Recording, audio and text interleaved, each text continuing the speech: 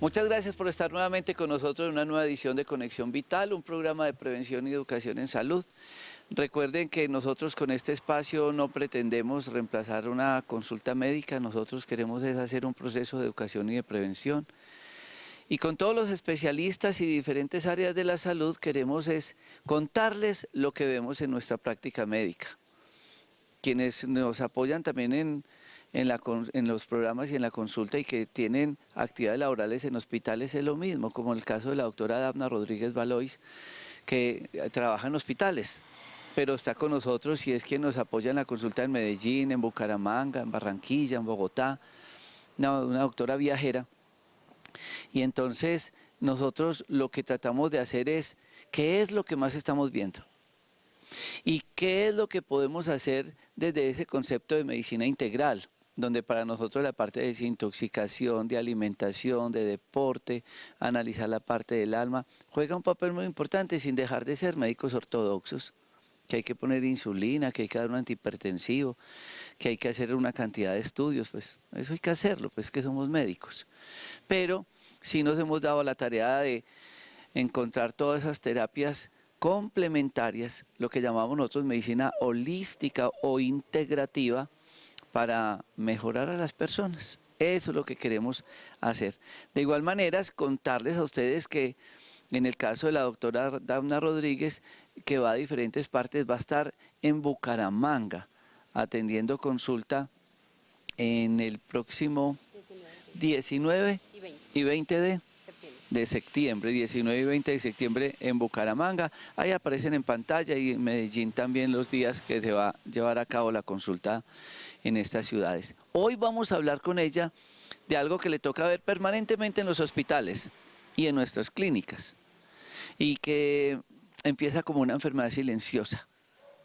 Qué triste saber que allá ustedes en sus casas pueden estar desarrollando un proceso patológico muy delicado, muy grave, y de pronto no están acudiendo oportunamente a la consulta.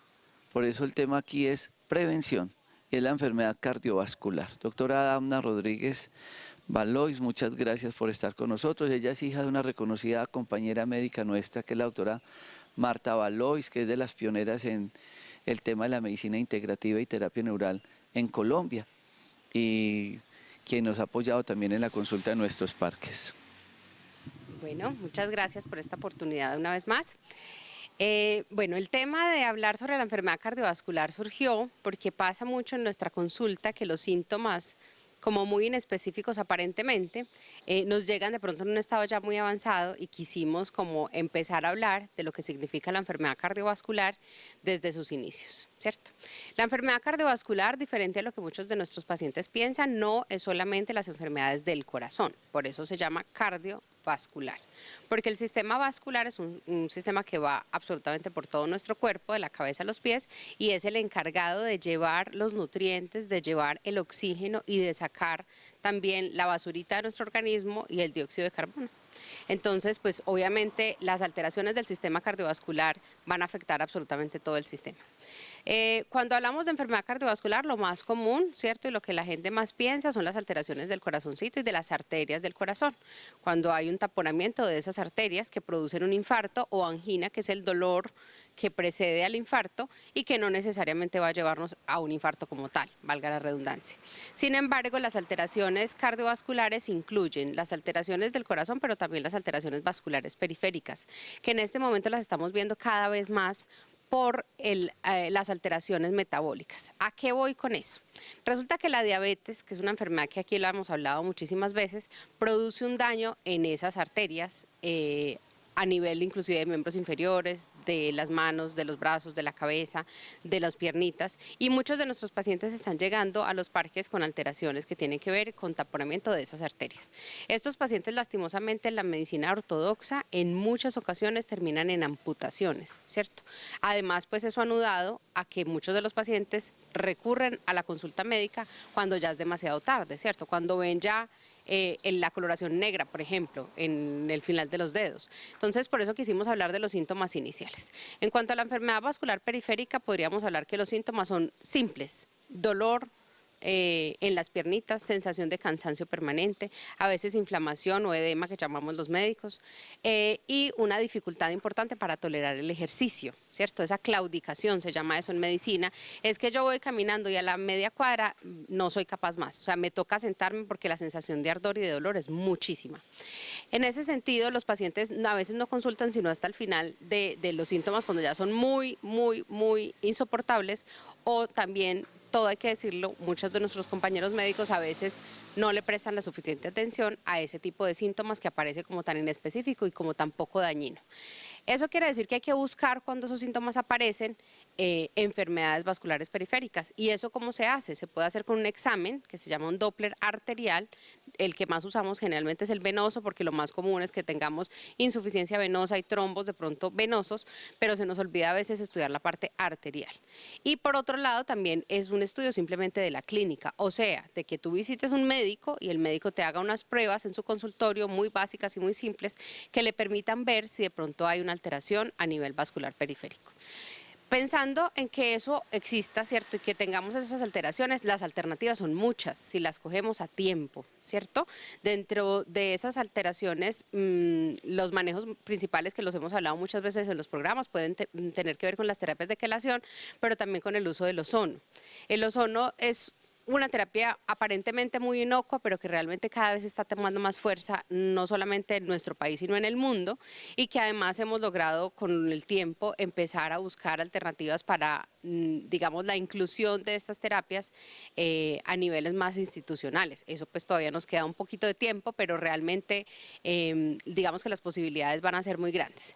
Entonces, con respecto a la enfermedad vascular periférica, la idea es que consultemos con esos síntomas que parecen inespecíficos y que parecen no tener mucha importancia y relevancia. Ustedes se preguntarán cómo es ese tema que se enferman las arterias. Vamos a ir al corte de comerciales, porque vamos a explicar cómo una persona que aparentemente está sana termina con toda esa sintomatología. Ella nos hizo un resumen de todo ese proceso cardiovascular, pero ¿qué factores? ¿Cuáles son las predisposiciones a tener una enfermedad vascular después de este corte de comerciales?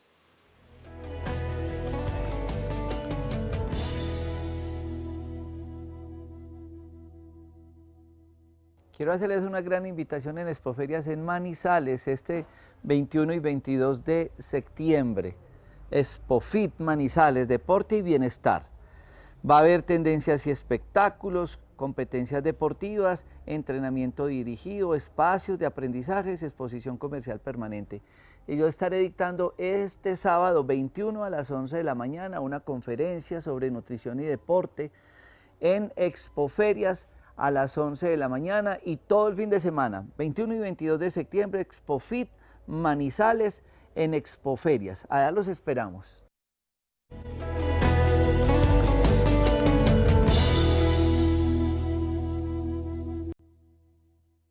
¿Cómo se enferman las arterias? Porque una persona, independiente de la edad, aparece hipertensa. Le dio un derrame cerebral a Julano y le dieron muchas otras patologías. O está perdiendo la memoria, o tiene disfunción eréctil. Recuerden que la erección es sangre. Si hay sangre, pues se llenan los cuerpos cavernosos y esponjosos del pene de erección. Si no hay cómo meter sangre, pues no hay cómo llenarlo y no hay erección. ¿Cómo es ese proceso de la enfermedad arterial? ¿Cuáles son esos factores que nos pueden acelerar? Si bien es cierto, uno puede tener factores hereditarios, papá hipertenso, mamá hipertenso y demás. Uno puede tener esa información. ¿De qué depende que a mí me aparezca esa hipertensión? ¿A los 20 o a los 60 años? Bueno, la enfermedad cardiovascular tiene muchos factores en los cuales uno se puede apoyar. Los más evidentes y los que más se han estudiado, ¿cierto? Pues son la parte alimentaria, la acumulación de colesterol, triglicéridos, ese tipo de cosas, la disminución del colesterol HDL, que es el colesterol bueno, cardioprotector, que nos ayuda a sacar la basurita del colesterol malo, las alteraciones del calcio, de las cuales también hemos hablado aquí varias veces digamos, por el exceso de suplementos de calcio también que se ven en el mercado, que no siempre van a nuestro favor. que juegan un papel bastante importante. El calcio ahí me voy a detener un momentico por dos razones. Hay que acordarnos que cuando se hace una placa ateromatosa, ¿qué es eso? Que se acumula en un vasito, se va haciendo como un parchecito de colesterol, triglicéridos, se pegan ahí plaquetas, un mundo de células pues que tenemos ahí. Encima de esa lesión que se comporta como una inflamación, como si me hubieran puesto un golpe a mí, el calcio lo que llega es a tapar ese huequito y a tratar de que esa inflamación se contenga. O sea que la calcificación de las placas ateromatosas es un proceso que nuestro cuerpo hace tratando de prevenir el daño. Sin embargo, esa calcificación y ese endurecimiento de esa lesión puede no ser tan beneficioso a largo plazo. Por otro lado, el calcio también se puede acumular en la pared del vaso como tal y la vuelve rígida. Nuestros vasos tienen la capacidad de dilatarse y de contraerse de acuerdo al momento del día, de acuerdo a la actividad física que yo esté haciendo, de acuerdo si acabo de comer. O sea, hay un sinnúmero de cosas que hacen que ellos se dilaten o se contraigan en ciertos momentos. Y cuando se llenan de calcio pierden esa capacidad de movilidad. Por lo tanto, cuando yo necesite, porque me pegué una carrera, porque tuve un susto por alguna actividad, digamos, fuera de lo usual, mis vasos no van a tener la capacidad de llenar esos pulmones bien, de llenar esa cabeza bien, de poner mis musculitos a funcionar de buena manera, porque no tienen la capacidad de dilatarse.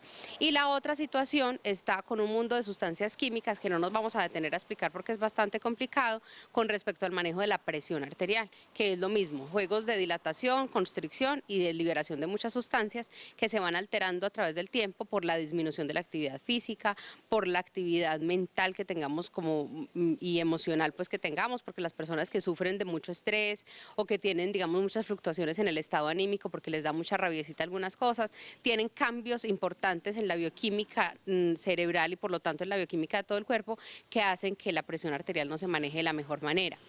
Y la última, la más importante, me parece a mí, porque en este momento es la pandemia a nivel de nuestro país, estamos ya llegando a los niveles de México y de Estados Unidos, es la diabetes, ¿no? Entonces la diabetes es una enfermedad que, diferente a lo que muchos pacientes piensan, no afecta solamente el páncreas, y el problema no está en el azúcar, el problema está en que todo ese azúcar tiene un mundo de efectos a nivel de todos los vasitos, inclusive en unos estudios en medicina interna ahorita se habla de que la enfermedad de Alzheimer, la demencia tipo Alzheimer, se considera la diabetes tipo 3. O sea que miren los impactos que estamos encontrando de lo que nos está hablando ahorita el doctor, de la pérdida de memoria, por ejemplo, ¿cierto? Procesos demenciales pueden tener mucho que ver con las alteraciones metabólicas de los azúcares y no les estamos prestando la suficiente atención. Con respecto a las alteraciones, digamos, de la disfunción eréctil, hay dos patrones, digamos, hay que ver. Uno, es que la alteración vascular como tal, o sea, la hipertensión, la dificultad para llenar esos cuerpos cavernosos, como lo explicaba ahorita el doctor, pues es una parte, ¿cierto? Pero la otra parte está en que, lastimosamente, como muchas cosas en medicina, a veces tratando de hacer un bien, hacemos un daño. Y es que muchos de los antihipertensivos tienen un efecto deletérea sobre la actividad sexual masculina y femenina realmente. Lo que pasa es que la masculina, digamos que es más evidente. Pero entonces también muchas de las terapias que se utilizan, muchos de los medicamentos antihipertensivos pueden tener un impacto negativo sobre la actividad sexual y en ese caso, sobre todo en pacientes jóvenes, pues uno como médico también tiene la obligación de tratar de beneficiar al paciente y de darle una buena calidad de vida y escoger medicamentos que no tengan tanto impacto a este nivel, porque emocionalmente hablando eso es bastante difícil de manejar. Se dice que existen unos órganos blancos o más débiles. Y la gente siempre que hablan del sistema cardiovascular piensan en el corazón y toda esta tubería. Se dicen pues los estudios que si uno estirara todas las venas y arterias, miden 16.000 kilómetros, estirando todo lo que nosotros tenemos, venitas chiquitas, grandes, todo. Y entonces uno se pone a pensar, ¿qué otros órganos se conectan a eso? ¿Qué es eso de órganos blancos? Yo les quiero contar una anécdota que le pasó a mi hermano Guillermo en Cali.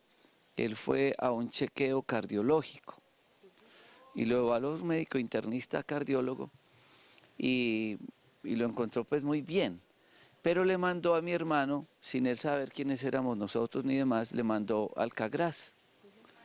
Mi hermano pues sabía que es un producto que elaboramos nosotros hace 20 años y le dijo, doctor, ¿y usted por qué me va a mandar un producto para el hígado si yo vengo a un chequeo cardiológico?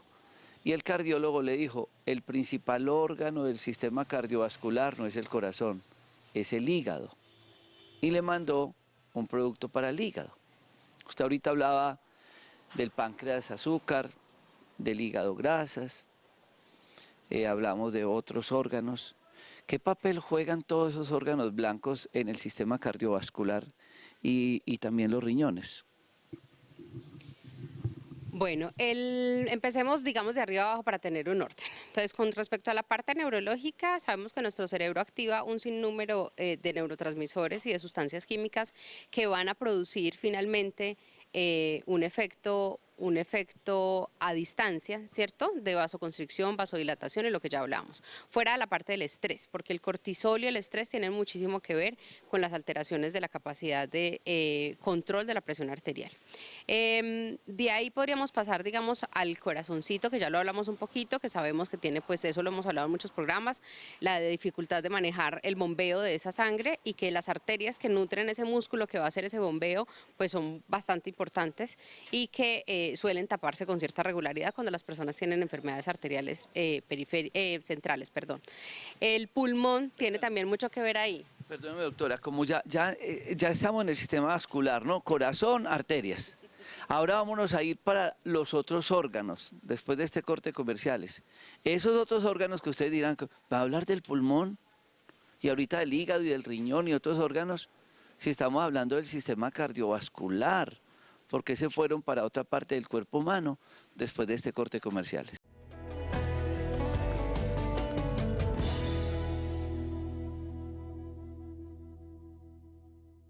Ahora vamos a continuar. Hoy que estamos hablando del sistema cardiovascular, cómo se comporta todo el sistema integral. Por eso nosotros insistimos, medicina holística, integrativa. El cuerpo interactúa con cada uno de los órganos. El pulmón. Bueno, con respecto al pulmón, entonces nos tenemos que acordar que el pulmoncito está, por un lado, muy cercano al corazón y segundo, ellos entre sí, corazón y pulmón, tienen una circulación cerrada. O sea que entre ellos dos tienen una interacción que son solitos. La sangrecita llega al resto del cuerpo, llega al corazón, pasa al pulmón, se oxigena, vuelve al corazón y del corazón vuelve al resto del cuerpo. Entonces, cuando el corazón falla y el bombeo y la fuerza contráctil del corazón no es la mejor, nos inundamos. Y lo primero que tiene un impacto grande ahí, que se inunda, por decirlo de manera coloquial, es el pulmón.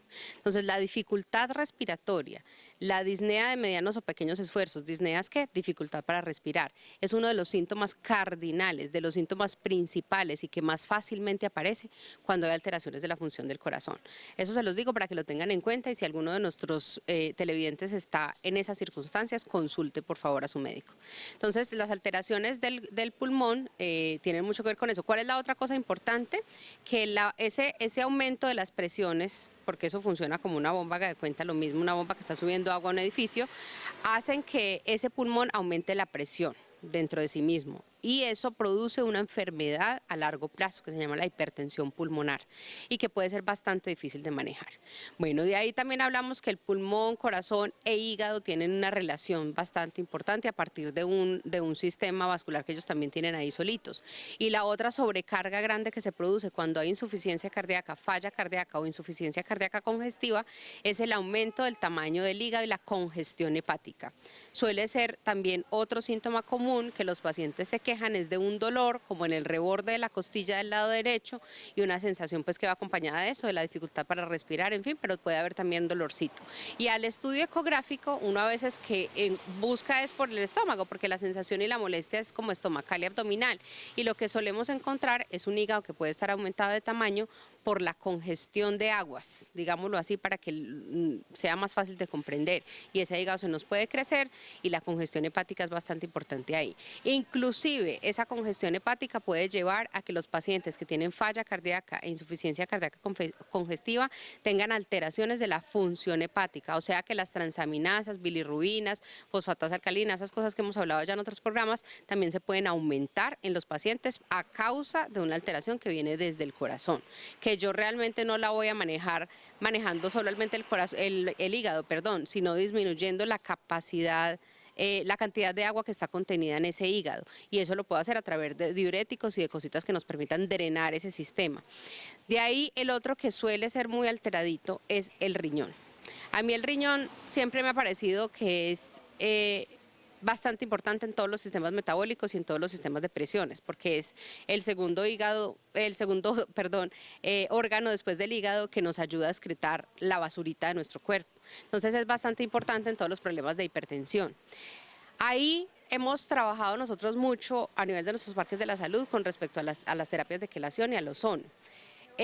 Digamos en un equilibrio muy estricto, y es que la hipertensión produce alteración de la función del riñón, eso lo vemos a través de la creatinina y el BUN, que son dos exámenes muy fáciles de laboratorio, pero para los pacientes que están yendo de pronto a otras instituciones, tengan muy claro, muy claro, muy claro siempre que el seguimiento de la creatinina y el BUN en las terapias de quelación con pacientes hipertensos es bastante estricto, que hay que ser muy, muy juiciosos con ese seguimiento y que no nos vayamos al otro lado, porque a muchos pacientes uno le atribuye el daño renal a la hipertensión y no. Puede ser por otras 50 razones. Entonces tenemos que estar muy, muy, muy estrictos en el seguimiento, y el problema de la hipertensión con el riñón es por dos razones. Una, la hipertensión como tal le pega a la célula renal y la puede dañar. Y dos, el vaso que lleva la sangrecita a ese riñón puede estar alterado por las enfermedades vasculares que ya les dijimos. Hay taponamientos incluso de las arterias que pueden llegar al riñón. Se pueden poner estenes como los que se ponen en el corazoncito a nivel de las arterias que llegan al riñón. Entonces, digamos que hay dos tipos de daño por la hipertensión. Uno, el que se produce porque la presión, como cuando se viene un río muy aumentado de presión y se lleva a unas casas, en fin, puede dañar el riñoncito, o el vaso como tal puede estar tapado y dañadito y no le llega antes suficiente agua a ese riñón y también lo puede dañar. Entonces hay que mirar muy bien qué tipo de lesión tenemos y de acuerdo a eso tomar una decisión en la terapéutica. Ustedes están muy confundidos, ¿no? Porque es que todo el mundo dice, no, hipertensión. Es una palabra muy familiar para tantas personas. Mi abuelito sufre de hipertensión, mi mamá tiene hipertensión. El tema es que ustedes logren entender qué hay detrás de esa palabra tan grande y qué órganos están comprometiendo patológicamente cuando no hay un buen tratamiento. Nunca olvido una vez que yo tenía que hacer un programa sobre chequeo ejecutivo en Armenia y yo no podía ir, entonces le dije a Iván Jiménez, nuestro presentador, que fuera a Armenia a presentar el programa. Y él se fue para allá y al rato pues de estar me llamaron. Hay que hospitalizar a Iván, ¿qué hacemos? Y yo, ¿qué pasó? En el chequeo, porque él fue el paciente para el chequeo ejecutivo, sin él saber nada, sin sentir nada, tenía una presión muy elevada. Inmediatamente le hicieron también exámenes dentro del chequeo y estaban muy alterados. No sentía nada. La creatinina que está hablando la doctora, que es un examen supremamente económico que nos dice cómo está filtrando el riñón, estaba elevada. Y el colesterol y triglicérido elevado. Y adicionalmente la presión estaba muy alta. Tenía dolor de cabeza. Estaba hinchado. Se cansaba, se asfixiaba, no sentía nada. Y el tema es que la presión arterial alta es como cuando ustedes tienen una manguera. Aquí está la llave y ustedes abrieron la llave porque hay que regar las matas del frente. Y resulta que en cualquier trayecto de esa manguera estaba tapada, una piedrita. Había una piedra encima. Entonces la llave le aumentaba la presión a la manguera y estaba tapada ya. Y si la manguera estaba en malas condiciones, para nosotros enferma, lo que ella decía, todas esas placas de ateromas, de grasa, de metales pesados pegadas dentro de la arteria, como cuando esa tubería galvanizada que tenían las casas antes se iban oxidando. Entonces aumentaba la presión acá de la llave, se reventaba la manguera. ¿Cómo se llama eso? Un derrame cerebral. Diferente es el infarto, que es que está tapado y no le entra, que es lo que vamos a hablar después de este corte de comerciales. Por eso es tan importante que la finalidad hoy de este programa con la doctora Dafna Rodríguez Baloy y en los programas de consulta que ella hace en Bucaramanga, en Medellín, en Bogotá, pues ustedes estén atentos para que vayan a las consultas preventivas. Después de este corte de comerciales, vamos a hablar un poco de la importancia de ese chequeo, cuál es la diferencia entre el derrame y el infarto, es decir, que se reventó, que no llegó, para que ustedes cada vez conozcan más acerca de esta enfermedad cardiovascular. Ya volvemos.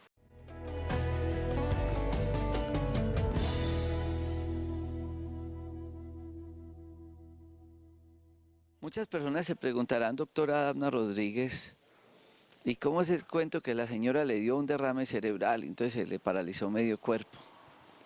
O que el otro se le alteró el riñón, y entonces que terminó en diálisis por una hipertensión arterial. O al otro se le dañó el riñón. O al otro no le dio el derrame cerebral, le dio un infarto. ¿Cuál es la diferencia de clínica que se está presentando en estos pacientes con esas enfermedades cardiovasculares? Bueno, con respecto a la parte neurológica, o sea, los accidentes cerebrovasculares existen de dos tipos. Uno, digamos que es por salida de sangre, por lo que estaba explicando ahorita el doctor, que es un accidente cerebrovascular hemorrágico, ¿sí? Que es que el vasito sea por hipertensión o sea por alteraciones que podemos tener desde el nacimiento, como aneurismas o ese tipo de cosas, se produce una lesión en el vaso y se riega la sangrecita en el cerebro. ¿Cierto? Eso es un accidente cerebrovascular hemorrágico, supremamente grave y más grave que el isquémico. ¿Cuál es la razón? Que fuera del daño, de que obviamente como ese vasito se dañó y se reventó y de ahí para adelante no le va a llegar sangre a un pedazo de ese cerebro, además esa sangre que se riega ya, digámoslo de manera coloquial, produce edema y produce daño celular al estar en un sitio donde no debe estar. Entonces, los pacientes que tienen accidente cerebrovascular hemorrágico les va más mal que los pacientes que tienen accidente cerebrovascular isquémico. El isquémico en el cerebro es similar al isquémico en el corazón. ¿Qué quiere decir eso? Que por ateromas, como ya lo dijimos, que son las plaquitas que se hacen por colesteroles, triglicéridos que se calcifican y demás, se tapa un segmento de ese vaso y entonces de ahí para adelante no hay quien le lleve ni oxígeno ni alimentos a esas células y una porción del cerebro se muere. Los efectos de ese evento isquémico dependen de la zona del cerebro donde esté, depende del lado del cerebro donde se presente, o sea, si fue en el lado dominante de ese paciente o en el lado no dominante, dependen de la edad, depende de muchas cositas. Entonces, digamos que las variables son desde quedar con pequeñas parálisis faciales y bobaditas a no pasar aparentemente nada, a pacientes que quedan en estado absolutamente catastrófico. Y es pacientes que quedan, pues, digamos, en la cama para el resto de la vida. Ahí quiero hacer un paréntesis porque esta es mi discusión con muchos de los pacientes en la consulta médica. Yo sé que en los programas de televisión hemos muchas veces hecho énfasis en la polifarmacia, en que qué rico que pudiéramos bajarle a muchos medicamentos, en que qué rico que pudiésemos disminuir los efectos secundarios de muchos de los medicamentos que se utilizan. Sin embargo, también hay que tener claro que cuando es necesario el antihipertensivo, es necesario el antihipertensivo y que muchos pacientes podrían haberse salvado de quedar 20, 30 años acostados en una cama, con lo que eso significa también para sus familias, si hubiesen seguido un plan farmacológico adecuado. Entonces, en mi consulta, sin número de veces me ha tocado esta charla con los pacientes, explicarles que lo que les acabo de decir el doctor, que no hay que tener síntomas, que el mayor porcentaje de los pacientes con hipertensión se les encuentra de manera así, porque fueron a una consulta por otras 50 cosas y se les encontró hipertensión ese día, y que los efectos de la hipertensión sin manejo son catastróficos. Entonces, sí quería hacer una pausa recordándoles eso. Aquí hacemos medicina integrativa y a veces es necesario medicamentos que pueden tener un efecto secundario, sabemos que lo está, qué rico que pudiéramos tener una medicina perfecta, pero la perfección en medicina no existe. La medicina es una cosa hecha por el hombre y por tanto tiene sus fallas, ¿cierto? Entonces hay que poner como las cosas en una balanza y mirar qué tan importante es una cosa o la otra, y además, si lo hacemos adecuadamente, si el manejo del antihipertensivo, que puede tener sus efectos secundarios, yo lo hago juicioso, me hago mis chequeos, me hago mi seguimiento de la función renal, ¿cierto? Que es uno de los efectos de los antihipertensivos que pueden dañar a veces el riñoncito, y yo lo hago juiciosamente y tengo un médico también de cabecera que puede hacerme el seguimiento juicioso, no tendría por qué pasar ninguno de esos efectos secundarios, y sí podríamos estar salvando pacientes de los eventos catastróficos que significa, por ejemplo, un accidente cerebrovascular. Bueno, usted ya está en el tema de los medicamentos y muchos pacientes lo necesitan, acompañado de diuréticos y demás. Pero hablemos un poco de el paciente que usted Estamos, ¿cómo es? ¿Qué días en Bucaramanga? 19 y 20 de septiembre. 19 y 20 de septiembre, Bucaramanga. Entonces van a ir muchas personas a la consulta preventiva y usted les encuentra la presión alta. Y resulta que usted dice, yo con una presión no tengo. Hablemos un poco del diagnóstico y de esa primera consulta. Si de entrada hay antihipertensivo, si hay que hacer, ¿qué es eso? Que un afinamiento, que hacer un holter, que hay que hacer unas ecografías y exámenes. Y la parte del acompañamiento terapéutico desde el deporte y la comida. Bueno, entonces, así como lo decía el doctor, un gran número de pacientes, uno no les manda antihipertensivo de una vez. Entonces, ¿cuáles son los criterios para el diagnóstico como tal? La hipertensión, evento único, asintomático, o sea, llegó a la consulta, no siente absolutamente nada, pero las presiones están excesivamente altas, uno de una le podría mandar el antihipertensivo. Pero hay pacientes, y es la mayoría, que están con presiones limítrofes superiores, o sea, por encima de 140, 90 en pacientes adultos jóvenes, sin llegar a una crisis hipertensiva franca, ¿cierto? Entonces, a esos pacientes uno les manda inicialmente un afinamiento es la toma de la presión arterial parado, sentado y acostado durante 3 días seguidos, ojalá con el mismo equipo y la misma persona, y que no haya tomado café, que no haya fumado, que no haya pues tenido ninguna actividad que le pueda aumentar esa presión arterial per se. Eso se hace con el fin de mantener un seguimiento y además porque existe la hipertensión de bata blanca, que es que la gente de pronto a veces en la consulta se asusta un poco y puede elevársele por eso la presión. La otra opción que tenemos en pacientes en los que uno encuentra mucho riesgo cardiovascular y quiere estar muy seguro es una cosa que se llama un MAPA, un mapeo ambulatorio de la presión arterial, que es que te ponen un aparatico durante 24 horas que te está censando cada cierto tiempo la presión arterial en la actividad física normal de tu vida diaria.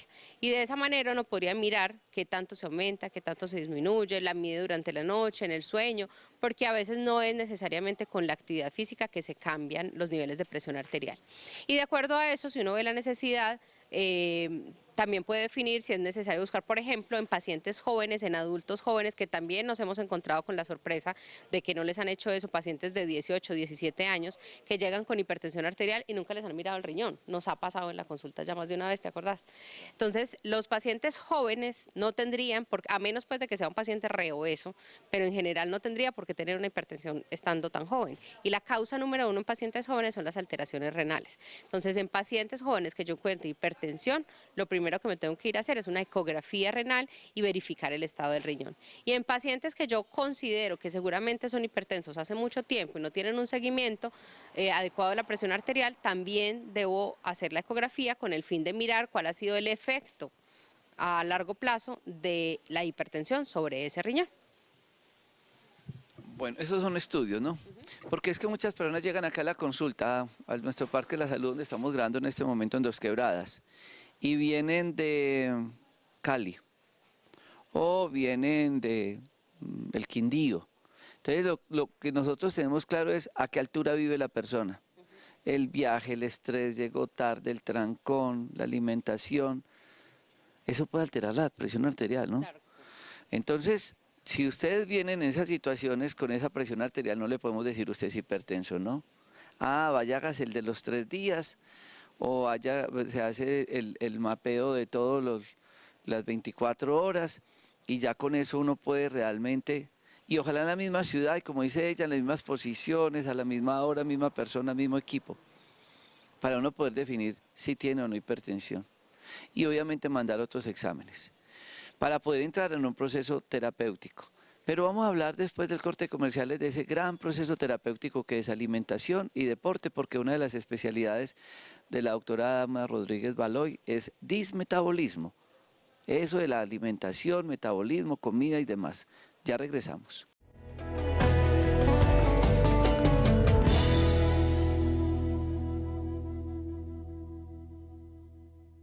Dismetabolismo, comida, enfermedad. Primera ayuda terapéutica, más que un producto farmacológico, entrar a analizar una cantidad de situaciones, como ya decía al principio del programa, emocionales, alimentarias y de hábitos deportivos.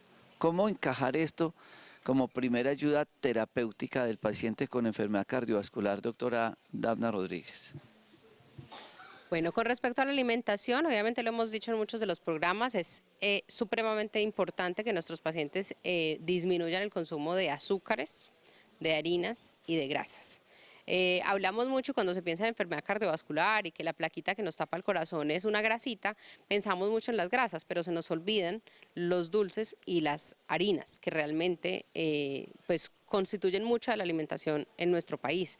Recordemos que las harinas son la papa, la yuca, el plátano, el arroz, la pasta, galletas, pan de bonos, pan de quesos, pan de yucas, tostadas, todo lo de pastelería como tal dulce. Entonces, si nos ponemos a mirar la alimentación colombiana normal de un almuerzo, un sancocho, papa, yuca, plátano, arroz, ¿cierto? Y la carne con una buena pedacito de grasita y la carnecita con unas tajadas. Entonces son como 6, 7 harinas en una comida acompañadas de carne grasosa. Entonces pues no podemos de esa manera, ¿cierto?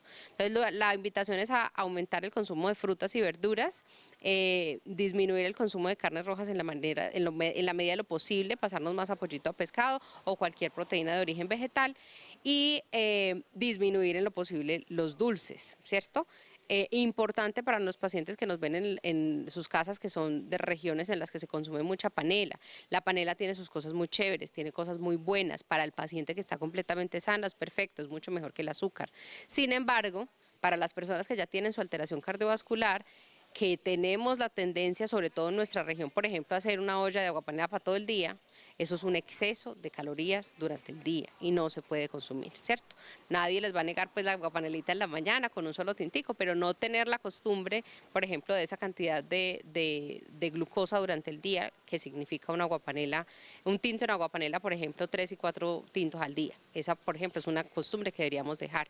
Con respecto a la actividad cardiovascular, obviamente es importante hacer un ejercicio cardiovascular al menos 30 minutos al día con, digamos, un seguimiento adecuado de la caminata principalmente, que es lo más fácil para todos nuestros pacientes. Y es que sea al ritmo de cada uno, sin excederse al principio, haciendo en un sitio donde se pueda dar continuidad a la caminata, un parque, un sitio pues para caminar que no sea en la calle, porque cada vez que yo paro, digamos, que el semáforo, que el carro, que la cosa, bajo mi actividad cardiovascular y no llego nunca al punto donde realmente produzco un aumento de las sustancias químicas que necesito con la actividad física y tampoco quemo la grasita que tengo que quemar. Eso, siendo muy estrictos también en que el paciente que está con cualquier evento cardiovascular descompensado no puede hacer ejercicio antes de que lo vea un médico. O sea, si yo estoy que camino media cuadra y ya llego recansado, no te puedes poner a accederte a hacer ejercicio hasta que no se te resuelva, digamos, la duda de si hay algún, por ejemplo, taponamiento en alguna arteria, alguna cosa, porque los eventos, la actividad física, perdón, intensa puede precipitar un evento cardiovascular. Entonces, si los síntomas ya son muy floridos, ¿cuáles síntomas? Dificultad para respirar, cansancio excesivamente fácil, sensación de palpitaciones con cualquier actividad física normal, dolor precordial, o sea, dolor en el pecho que se puede irradiar al hombro, a la mandíbula, al brazo o inclusive hacia la zona del abdomen, y me pasa con la actividad cardiovascular, entonces yo más bien tengo que parar y tengo que consultar a un médico que me haga unas pruebas de ese corazoncito antes de excederme con el ejercicio físico. La otra parte muy importante con respecto a la hipertensión especialmente es la disminución del consumo de la sal. ¿Sí? Está constatado, eso no tiene nada que ver con medicina integrativa ni con nada de lo que nosotros hacemos acá. Cualquier médico internista les va a decir eso. El consumo de la sal es, mejor dicho, veneno para el paciente hipertenso. ¿Sí? Entonces tenemos que consumir o sal baja en sodio o disminuir simplemente el consumo de sal. Se necesita la sal para vivir, sí, pero en pequeñas cantidades, casi que diminutas cantidades, y dejar, por ejemplo, el salero en la cocina. Dejar la costumbre, por ejemplo, de tener el salero en la mesa, que entonces la arepita, sal, una tostada, sal, que el aguacate, sal, que le faltó más sal a la sopa y le echan sal ya en la mesa. Entonces todo eso, por favor, tratar de dejarlo y que la costumbre para el paciente hipertenso sea que la sal se queda en la cocina y nunca en la mesa. Una de las cosas que hacemos en el Día para tu Salud y en el programa de limpieza de colon es tener una evaluación de riesgo cardiológico. Y a los pacientes, en un deportólogo que es especializado en riesgo cardiovascular, médico, le hacemos a los pacientes un electrocardiograma antes, durante y después de la actividad física.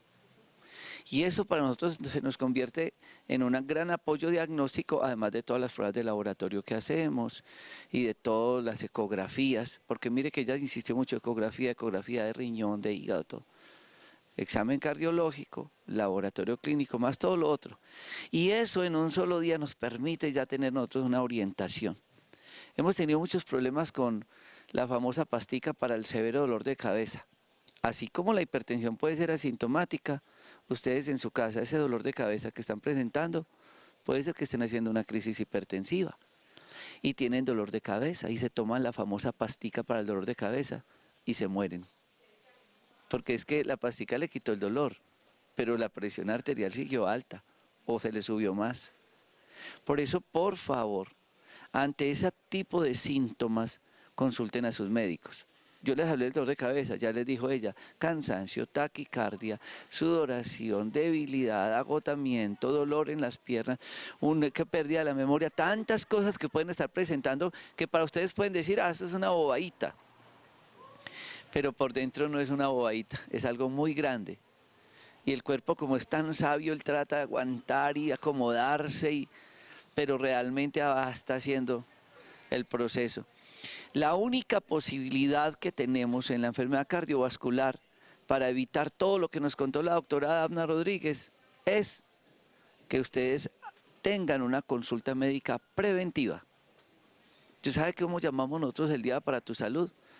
Más que un chequeo médico, un día más para el resto de la vida.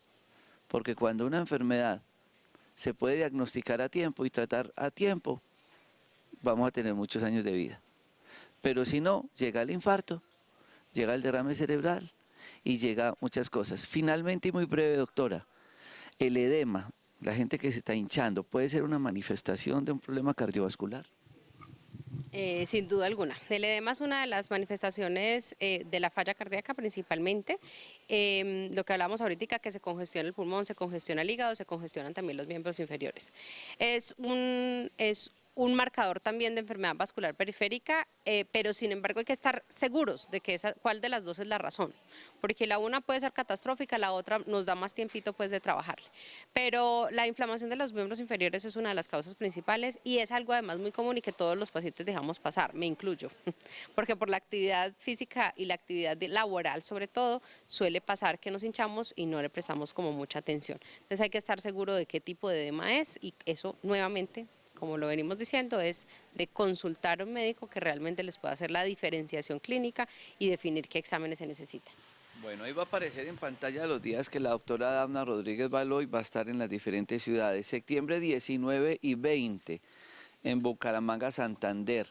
Pueden tener este teléfono que está en pantalla, 312-899-1664, para que puedan separar sus citas, 312-819-1664 y ¿en dónde? 24. Y el 24, y en Medellín va a estar también atendiendo consultas en el programa nuestro que se llama Doctor Rojas cerca a tu casa, septiembre 24 en Medellín, en el mismo teléfono, ahí aparecen en pantalla.